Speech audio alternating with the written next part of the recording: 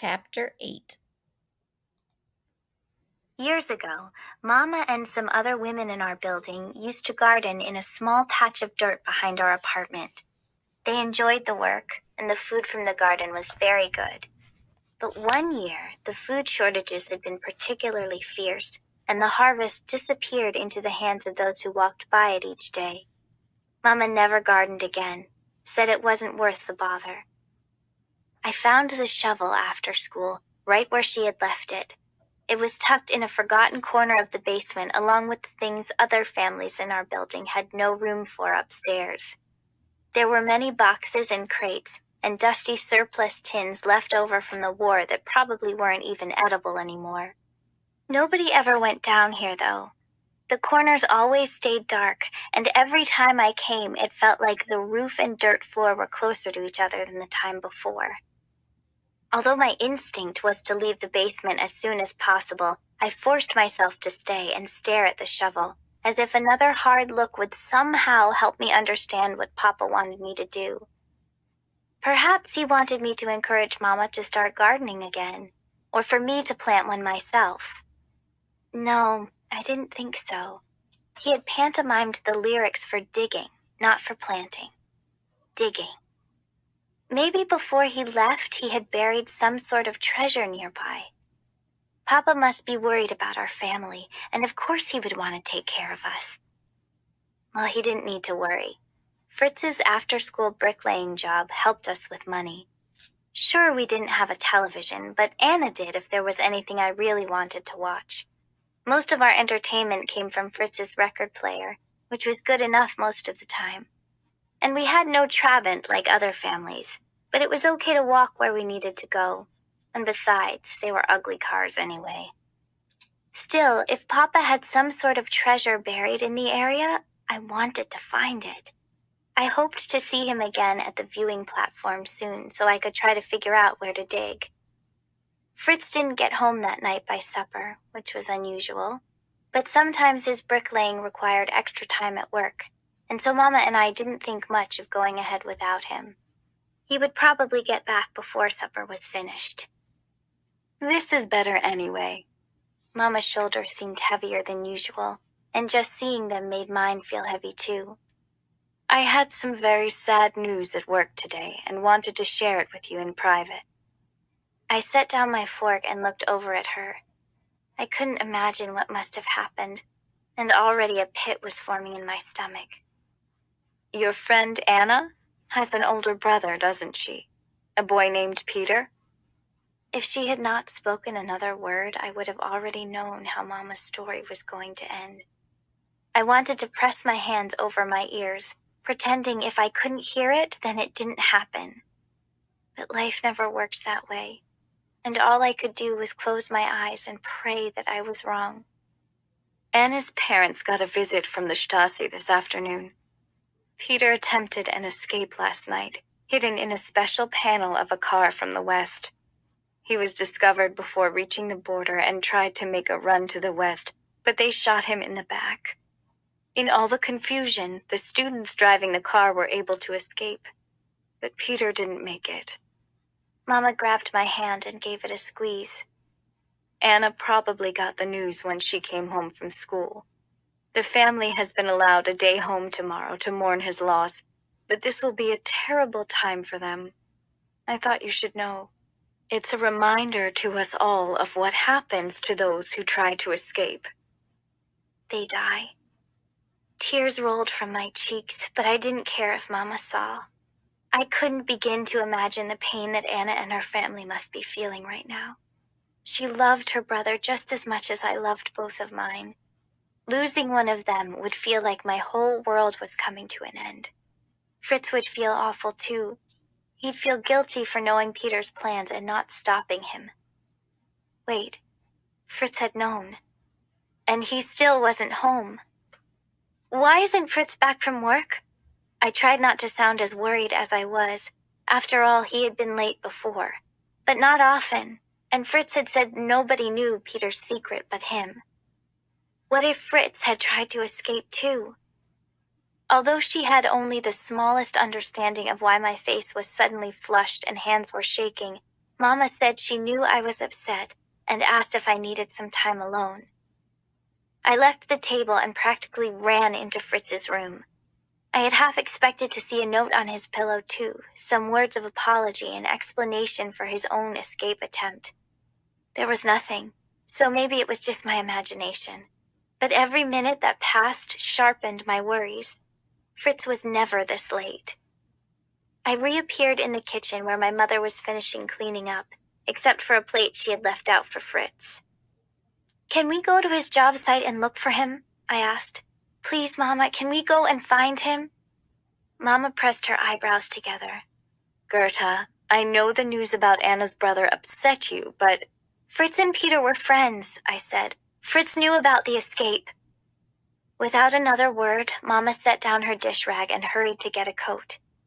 Minutes later, we were outside, pressing through the busy city streets, deeper into East Berlin, where Fritz had been hired to help lay brick for a new building. So much of Berlin had been destroyed in the war, and even now, 20 years later, piles of rubble were still strewn about the city. The government was rebuilding as quickly as they could, but it took a lot of resources to maintain the wall. Their second priority was rebuilding public places, or areas near the border that were meant to show the world how superior our system was. It was behind the glossy scenes that everything remained in ruins.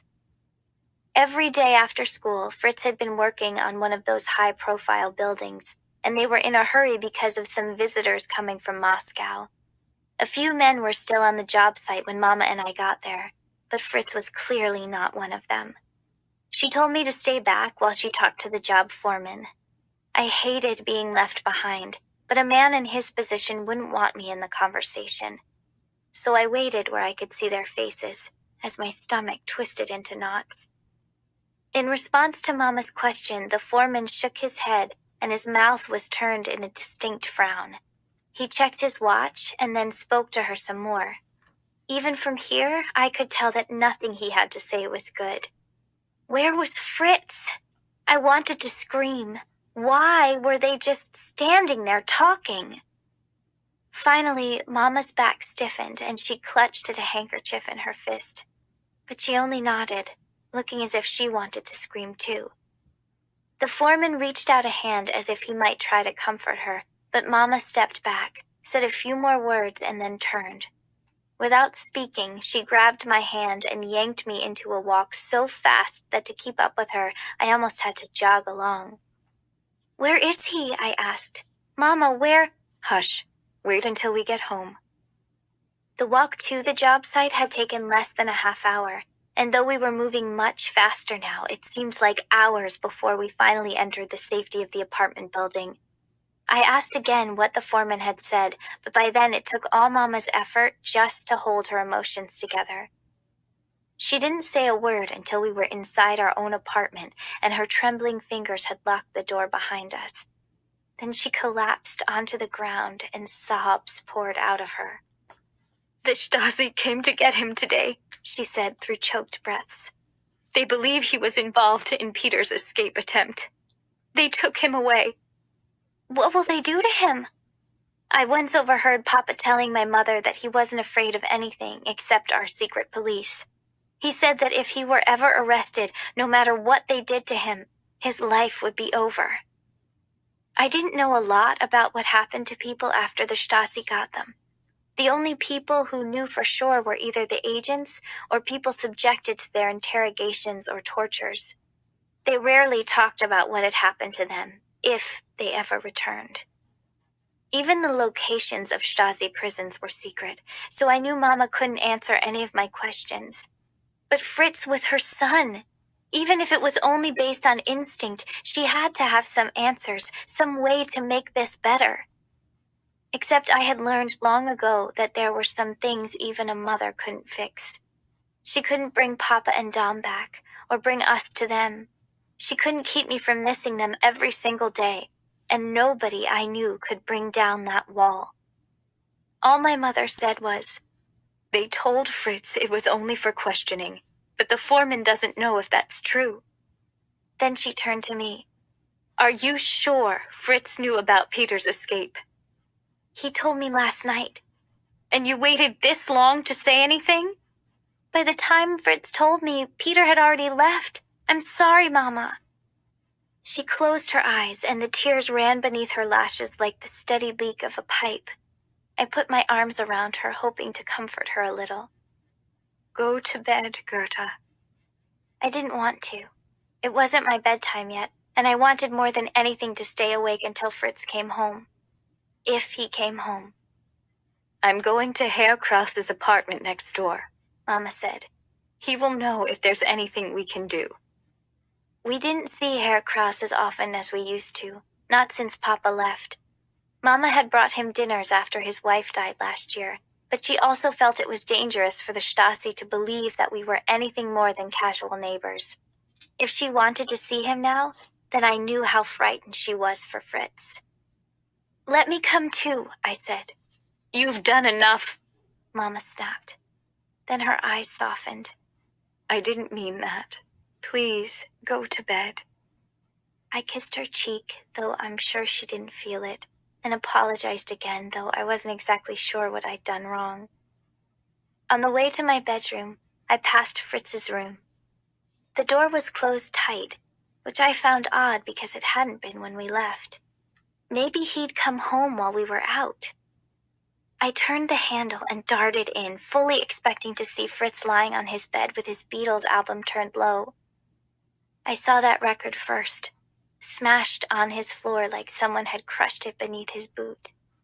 Fritz had a poster of Anne Margaret on his wall, supposedly a popular actress in America, but that had been ripped down and nothing but the tacked-in corners remained.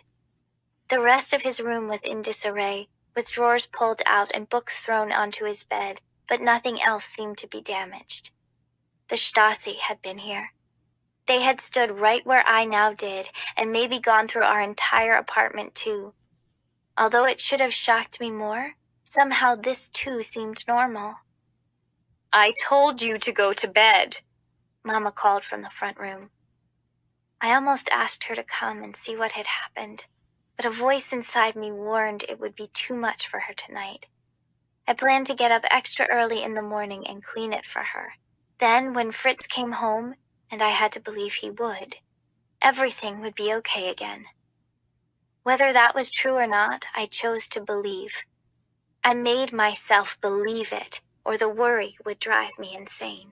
All right, so Fritz has disappeared. Chapter 9. We'll listen to this next chapter. The penalties for being an accessory to the attempt to flee the GDR were greater than the crime of trying to flee itself. Anna Funder, Australian author. Chapter 9. A cold rain was falling early the next morning, making it hard to leave my bed. It didn't help that I had barely slept, and whatever sleep I got was filled with nightmares about Fritz. When I finally did drag myself into the front room, I was surprised to see him seated closely beside Mama on the couch. He looked exhausted and had a dark bruise on his cheek where someone must have hit him. From what I'd heard about the Stasi's brutal methods of questioning, he was lucky if that's all they had done. Mama and Fritz were sitting in silence, and at first neither said anything to me when I walked in. I called his name and ran toward him, but he put a finger to his lips to quiet me and shook his head in warning. Oh, good, you're awake, Gerda. Mother spoke deliberately, and her words were far too cheerful to fit the situation. We should have a nice breakfast to celebrate Fritz coming home. Celebrate his coming home? The Stasi had arrested him and obviously questioned him by force. Maybe we were grateful, but to call this a celebration sounded like a word they would want us to use. To hear it from my mother's mouth felt strained and unnatural. It's a cold morning. Fritz wasn't quite as cheery as Mama had sounded, but his tone also didn't match his bruise or the heavy bags under his eyes. Maybe I'll build us a fire while you cook. Help me with it, Gerda. Anna's apartment was newer than ours, and had central heating, which was considered a great luxury. I envied her every winter when we had to collect wood to burn for our heat, which never reached all the way into my small bedroom. But except for the rain, I didn't think this morning was particularly cold. We wouldn't normally use up valuable wood to warm an apartment we'd all be leaving for the day, which meant something more was going on. Fritz stacked a few sticks of wood in our fireplace and grabbed a handful of papers to use as kindling. He picked up the first paper, and I saw his handwriting on it, which said, "Be careful what you say. The apartment is bugged." Bugged? 1,000 questions instantly leapt into my mind. Where were the microphones? How long had they been here? Who was listening to them? He knew I'd read it because my eyes were wide with fear. Then he crumpled up the paper and stuffed it into the middle of the wood stack. The next paper had already been written out for Mama. It said, "The Stasi knew about a private conversation between me and Gerda the other night. They listened to every word we say in here." My mouth went dry. I remembered listening to the Beatles, and I was sure we had complained about the GDR because we usually did at night. That same conversation in Fritz's bedroom was where I had told Mama the details about seeing Dominic. She had come in unexpectedly, cutting off our conversation about Peter. Fritz said Peter had told no one else about his escape, and Fritz had told nobody about it but me. We were the reason they had caught him, the reason he was killed. Tears filled my eyes, and I shook my head, horrified at what all of this meant. But Fritz had a paper for that too. He rummaged through a few in his stack until he found one that said, "We didn't know, but we do now and will be more careful. We must sound happy." We'd gone too long without speaking, and Fritz called out, "Gerda and I will have this fire going soon. Then I'll shower and we can get to school. Maybe since Anna won't be at school today, I can walk Gerda there." "That's a good idea," Mama said.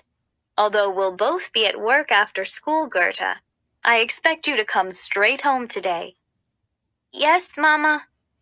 I croaked the words out, and it felt as though I were speaking them directly into a microphone, which I supposed I was. Everything around me felt forced, and I didn't see how Mama and Fritz were just carrying on like normal. No, it wasn't normal. We never talked like this. Mama didn't make celebratory meals, and we wouldn't have celebrated his release from the Stasi anyway. And Fritz never walked me to school, whether Anna was with me or not. But there we were an hour later, with Fritz walking beside me within throwing distance of the wall. I used to think this was the last place we could talk freely, but now it seemed like the only place. Beneath a shared umbrella, our conversation was as private as it possibly could be. Still, we kept our voices low.